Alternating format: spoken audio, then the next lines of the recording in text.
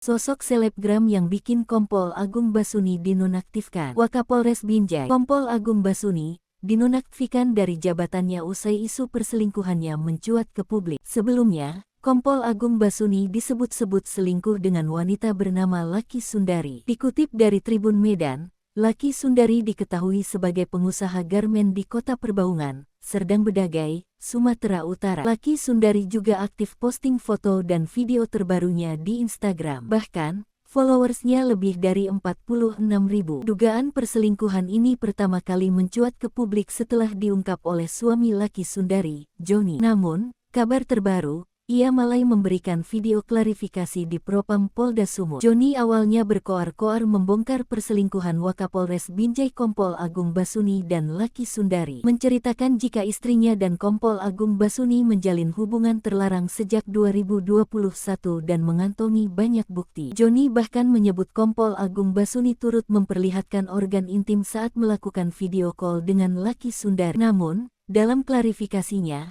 ia menyebutkan kasus ini hanya kesalahpahaman dan membantah ucapannya terdahulu. Kabid Humas Polda Sumut Kombes Pol Hadi Wahyudi mengatakan jika Kompol Agung Basuni sudah dinonaktifkan dari jabatannya sebagai Wakapolres Binjai. Semenjak isu perselingkuhan ini diungkap Joni, Kompol Agung Basuni tidak pernah terlihat di Mapolres Binjai. Seorang ASN di Polres menyebut jika Kompol Agung Basuni sudah 2 hari sakit. Kabid Propam Polda Sumut, Kombes Dudung Adijono mengaku sudah melihat bukti perselingkuhan Kompol Agung Basuni. Bukti perselingkuhan Kompol Agung Basuni itu dalam bentuk rekaman, chat, hingga foto. Namun, Dudung tidak menjelaskan foto seperti apa bukti tersebut. Dudung hanya menegaskan bahwa dia sudah mengantongi semua buktinya. Propam Polda Sumut menjelaskan, segera menyidangkan perkara dugaan perzinahan Kompol Agung Basuni. Kemungkinan sidang akan dilakukan 2 minggu lagi. Meski suami Laki Sundari telah mencabut laporannya,